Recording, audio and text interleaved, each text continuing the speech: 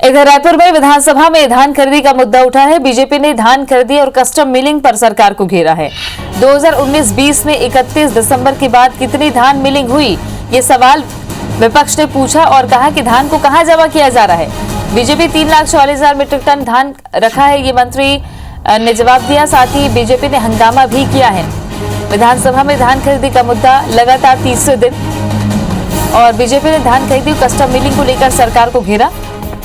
2019-20 में 31 दिसंबर के बाद कितनी धान मिलिंग हुई है, ये विपक्ष ने सवाल पूछा है। साथ ही पूछा है कि धान कहां जमा किया जा रहा है। 3,44,000 मीट्रिक टन धान रखा हुआ है, ये मंत्री ने जवाब दिया। खाद्य मंत्री अमरजीत भगत ने बीजेपी के विधायक के सवाल के जवाब में ये बातें कही हैं।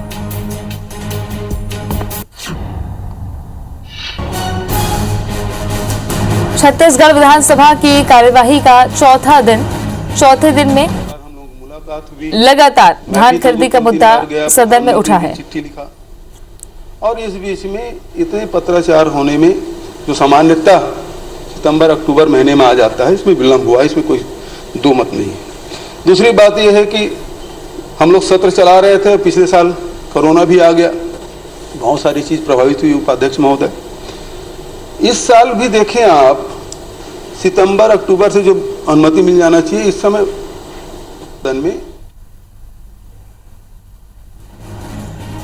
तो ये कुछ देर पहले मुख्यमंत्री भूपेश बघेल इस बात का जिक्र करते हुए कि जो अनुमति केंद्र सरकार की तरफ से मिली थी उसमें देर हुई है और अभी भी पर्याप्त अनुमति नहीं मिली है, जिसकी वजह से प्रक्रिया धीमी है। 3,44,000 मीट्रिक टन धान रखा हुआ है, ये बात खाद्य मंत्री अमरजीत भगत ने सदन में कही है। खाद्य मंत्री के जवाब पर बीजेपी ने हंगामा किया है और ये कार्यवाही लगातार अभी भी जारी है। धान खरीदी के मुद्दे पर लगातार तीसरे दिन सदन में प्रश्नकाल के दौरान कस्टम मिलिंग को लेकर सवाल उठे।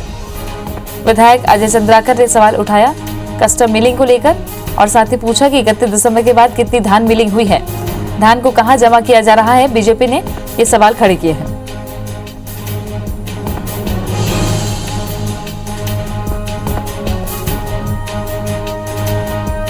खाद्य मंत्री के जवाब पर बीजेपी ने हंगामा किया। कुछ देर पहले की तस्वीरें आपको दिखा रहे, जब खाद्य मंत्री ने जवाब दिया कि अनुमति केंद्र सरकार की तरफ से पहले मिल जाती तो प्रक्रिया इतनी धीमी नहीं होती, जिस पर विपक्ष ने एक बार फिर सरकार को घेरा।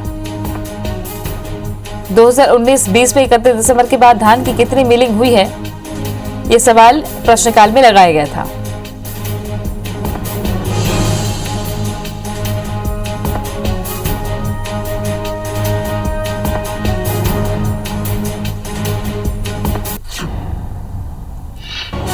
छत्तीसगढ़ विधानसभा की कार्यवाही चौथे दिन भी लगातार जारी है और हंगामा देखने को मिल रहा है। धान खरीदी के मुद्दे पर कस्टम मिलिंग पर सरकार को घेरा है विपक्ष के सदस्यों ने। और क्या कुछ सदन में हुआ, इस मुद्दे पर ले चलते हैं। ज्यादा जानकारी के साथ में राजेश मिश्रा हमारे सहयोगी जुड़ गए हैं। राजेश, कस्टम मिलिंग को लेकर काफी हो हल्ला हुआ है, तीखी बहस भी हुई है दो सदस्यों के बीच में, मंत्री जवाब दे रहे थे, हमने देखा भी। इसके अलावा और क्या कुछ देखने को मिला है धान खरीदी के मुद्दे पर सदन में अब तक? देखिए जैसे कि हम लोगों ने चर्चा की थी सुबह भी कि आज धान खरीदी और कस्टम मिलिंग को लेकर सदन में हंगामा बरपेगा। विपक्ष ने इसकी तैयारी कर ली है और वही दृश्य आज देखने को मिला। भारतीय जनता पार्टी के वरिष्ठ सदस्य अजय चंद्राकर ने कस्टम मिलिंग का मामला उठाया, धान खरीदी का मामला उठाया और उन्होंने कहा है कि बहुत भारी संख्या में, भारी मात्रा में जो धान है वो जमा नहीं किया जा रहा है, जो धान खरीदी केंद्र में पड़ा हुआ है। और उन्होंने ये खाद्य मंत्री से सवाल किया कि FCI और नान में कितना धान जमा किया गया है। तो खाद्य मंत्री ने इसका जवाब देते हुए कहा कि 3,44,000 मीट्रिक टन धान अभी जमा नहीं हुआ है और नाम्स के अनुसार से यह जमा किया जा रहा है और इसको बांटा भी जा रहा है। तो इसको लेकर काफी देर तक सत्ता पक्ष और विपक्ष के बीच तीखी बहस हुई और कई बार वाद विवाद की स्थिति हुई। सत्ता पक्ष के मोहम्मद अकबर ने धान घोटाला का मामला उठाया तो विपक्षी सदस्यों में और एक बार विपक्षी सदस्यों सत्ता पक्ष के बीच तीखी बहस शुरू हो गई, आरोप प्रत्यारोप भी शुरू हुआ। और इस बीच मुख्यमंत्री जी ने उठा और उन्होंने इस संबंध में उन्होंने कहा कि हमने केंद्र सरकार को पत्र लिखकर राज्य सरकार कहा था कि हमको पत्र दें। हम लगातार इस संबंध में केंद्र सरकार से भी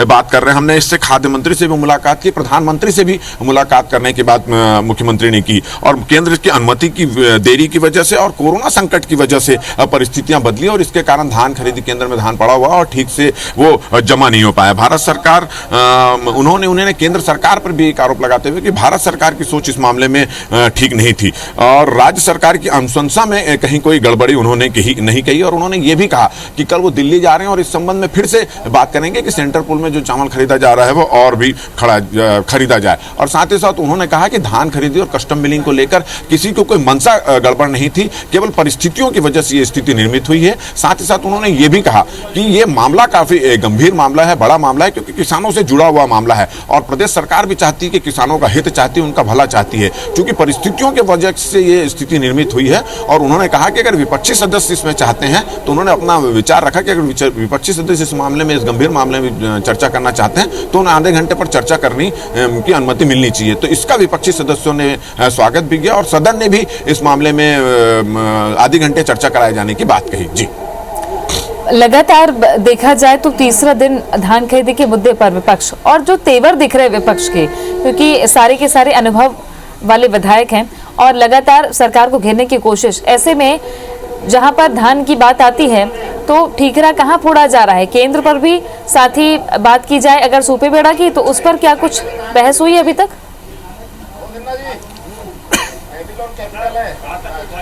देखिए, अभी प्रश्नकाल चल रहा है, 12 बजे तक प्रश्नकाल चला था। प्रश्नकाल के बाद फिर शून्यकाल और शून्यकाल के बाद ध्यानाकर्षण होगा। तो निश्चित रूप से ध्यानाकर्षण में ये मामला विपक्षी सदस्य सूपे बेड़ा का भी मामला उठाएंगे। रही बात आपने कही विपक्षी सदस्यों के तेवर की, तो विपक्षी सदस्यों ने इस बार बजट सत्र में तेवर ही ये बनाया है कि वो हर एक मुद्दे पर पॉइंटवार और एक व्यक्ति को इसमें जिम्मेदारी दी गई, वरिष्ठ सदस्यों को इसमें जिम्मेदारी दी गई है कि इस तरह का मामला उठाए। तो आज अजय चंद्राकर को यह मामला दिया गया था कि धान खरीदी में अनियमितता का मामला और कस्टम मिलिंग में जो देरी का मामला वो उठाएं और इस पूरे मामले में विपक्षी सदस्यों ने पॉइंटवार सरकार को यहां पर घेरने की तो तेवर तो बिल्कुल सख्त इस पे नजर आ रहा है। और वहीं ये भी देखा गया कि जब ये कस्टम मिलिंग में धान खरीदी में देरी हो रही है और कस्टम मिलिंग में प्रॉब्लम आ रही है, उसको लेकर जब जब विपक्षी सदस्य सरकार पर कसते हैं, उनको घेरने की कोशिश करते हैं, तो सरकार के सत्ता पक्ष के लोग केंद्र सरकार को इसका दोषी मानते हैं। तो आरोप प्रत्यारोप और एक दूसरे पर दोष मढ़ने का जो क्रम है आज सदन में भी यहाँ पे देखने को मिल रहा है। जी, चलिए नजर बना रखिएगा। शुक्रिया आपका राजेश जानकारी के लिए।